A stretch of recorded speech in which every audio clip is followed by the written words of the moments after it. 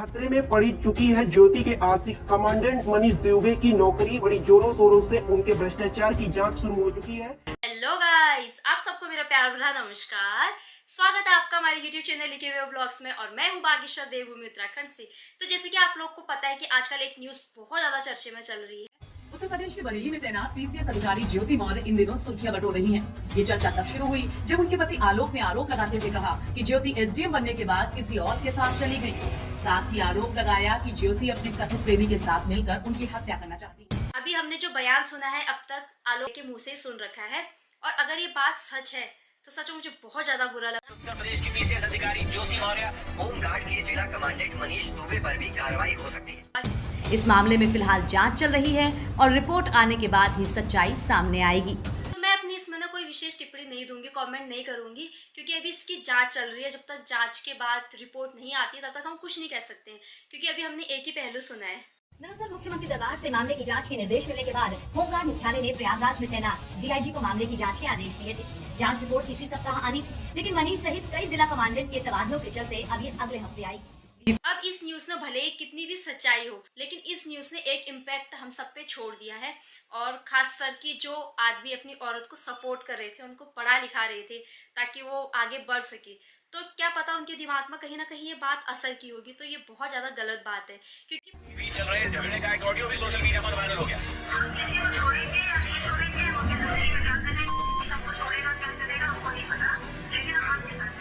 Viral हो रहा ये ऑडियो कब का है इसकी जानकारी नहीं मिल सकती। पता चला कल के दिन कुछ और बात निकल के आ रही है। तो हम बहुत सारे ऐसे और न्यूज़ सुन रहे हैं कि जहां हमें पता चल रहा है कि जो आदमी अपनी पत्नी को सपोर्ट कर रहे थे अब वो भी डर रहे हैं और ऐसी न्यूज़ अभी हमें सुनने को भी मिल रही है कि यूपी के बरेली में तैनात एसडीएम ज्योति इन दिनों सुर्खियों में बनी हुई है और अब इस मामले में मुख्यमंत्री को एक्शन में आते ही भयंकर भ्रष्टाचार में फंस गई है एसडीएम ज्योति। तो बस मैं यही रिक्वेस्ट करना चाहूंगी हमारे देश के जितने भी पुरुष हैं, हमारे भाई लोग हैं, कि आप एक न्यूज़ के चलते अपनी वाइफ जो आपकी पढ़ रही है उसको सपोर्ट करना बिल्कुल ना छोड़े। जांच के दौरान कमांडेंट मनीष दुबे और एसडीएम ज्योति के खिलाफ कई ठोस सबूत भी मिल चुके हैं, जिसके चलते अटकलें लगाई जा रही है कि काफी दिनों से न्याय की गुहार में लगे आलोक को जल्द ही तगड़ा न्याय मिल सकता है। तो जितने भी पुरुष और हमारे भाई लोग हैं उनसे मैं यही रिक्वेस्ट करूंगी कि एक न्यूज़ के चलते आप अपनी मानसिकता बिल्कुल भी चेंज मत कीजिए क्योंकि सभी औरतें एक जैसी नहीं होती है। 2016 में उत्तर प्रदेश लोक सेवा आयोग की पीसीएस परीक्षा में ज्योति मौर्य का 16वें नंबर पर एसडीएम पद पर चयन हुआ। आलोक ने कहा कि शादी के बाद घर में खुशियां थी, मगर पति पत्नी के बीच वो की तरह होमगार्ड कमांडेंट मनीष दुबे की एंट्री हो गई। जैसे कि हाथों की सारी उंगलियां एक जैसी नहीं होती। सर है मनीष दुबे के साथ उनका अवैध संबंध, सर जिसकी जानकारी सर हमें करीब साल भर पहले हुई, लेकिन सर उन्होंने कहा कि दोस्ती है। खैर सर हमारी पत्नी सर एसडीएम थी, उस समय इलाहाबाद प्रयागराज में सोराव तहसील में रही। तो मैंने कहा सर बड़े पद पे हैं, दोस्ती तो हो सकती है सर, अधिकारियों से बात साथ बैठना उठना। तो मैंने सर उन्होंने मुझे कहकर टाल दिया, तो सर मैंने ध्यान नहीं दिया। सर इसकी भनक सर मुझे उसका ये जो शक था वो विश्वास सर 22 फरवरी को हुआ जब मनीष दुबे गाजियाबाद से चलकर सर मेरे आवास इलनगंज स्थित सरकारी आवास पे आया और इनके साथ एक साथ कमरे में मैंने इनको देखा अवैध संबंध बनाते हुए। तब से सर ये मनीष दुबे और ज्योति मौर्य मेरे जान के पीछे पड़ गई हैं।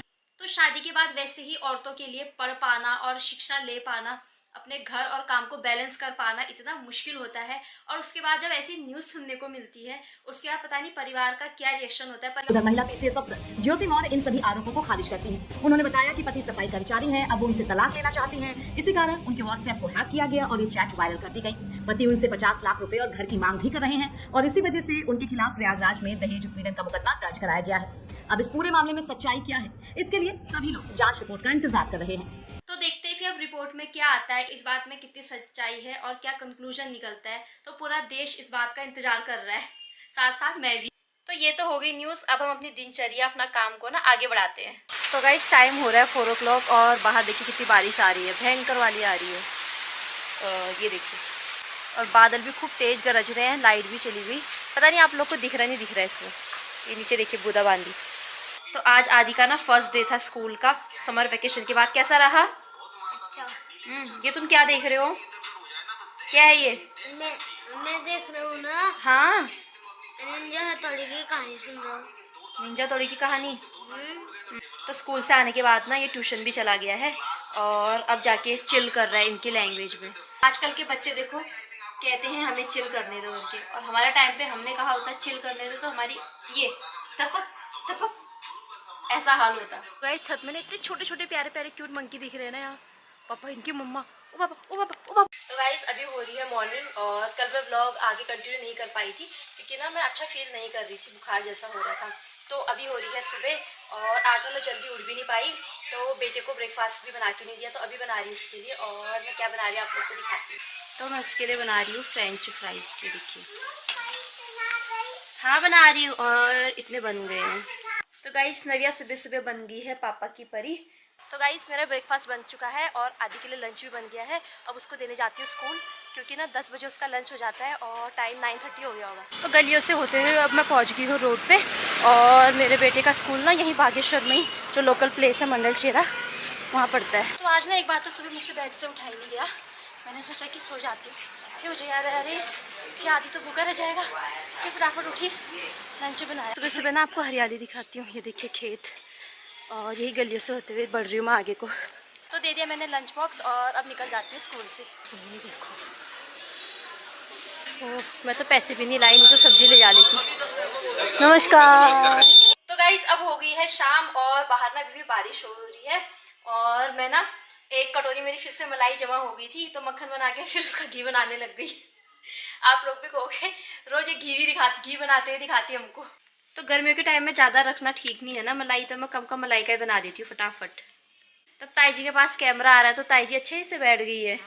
ताई जी इंतजार कर रही है जो घी से बचे हुए खुरचन का, लेकिन आज ताई जी को खुरचन नहीं मिलने वाला है। ओ ताई जी कैसा लग रहा है फिर? अच्छा लग रहा है। क्यों अच्छा लग रहा है? खाली खाली बाहर बारिश हो रही है। बारिश भी चैन पड़ी है, गर्मी हो रही थी, बारिश भी अच्छा लगा। लेकिन ना उमस हो जा रही है क्योंकि बारिश थोड़ी देर हो रही है। उमस कम हो जा रही है ना बारिश की वजह से। है मुझे तो उमस हो रही है, इनको नहीं उमस तो? नहीं हो रही। अब ये थोड़े वो हो गए हैं ना, थोड़े जवान है, इनके शरीर में खून। ये छोटी साइकिल है, आपके मतलब की नहीं है, अब ये नव्या खेलेगी। मेरे ऊपर है साइकिल पर, नीचे कौन आएगा? तो अब से ना मैं कटोरे में नहीं करूँगी घी, अब मैं इसमें जमा करने वाली हूँ। तो मैंने इसमें रख दिया, ये देखिए इतना बना है, कम ही बना है मतलब, क्योंकि कटोरे का था ना। और खुरचन भी थोड़ा ही निकला है, मैं सोची थी इसकी मिठाई बनाऊंगी, अब ताई जी को दे देती हूँ ये। तो यहाँ देखिए आदि कर रहा है पढ़ाई, अब अच्छे से बैठ के करो, फिर पढ़ाई कर रहे हो तो अब समय आ गया कि मैं इस ब्लॉग को यहीं एंड करूँ। तो आप जरूर बताइएगा कि आपको आज का ब्लॉग कैसा लगा। ब्लॉग पसंद आए तो अपने दोस्तों रिश्तेदारों के साथ शेयर कीजिए, लाइक कीजिए, सब्सक्राइब कीजिए, कमेंट भी कीजिए, और बेल आइकन जो घंटी वाला बटन है उसको दबाना बिल्कुल ना भूलें, तभी आपको मेरे नए ब्लॉग के नोटिफिकेशन मिल पाएंगे। हंसते रहिए, मुस्कुराते रहिए, अपने आसपास साफ सफाई रखिए। फिर मिलूंगी एक नए ब्लॉग के साथ, तब तक के लिए बाय बाय।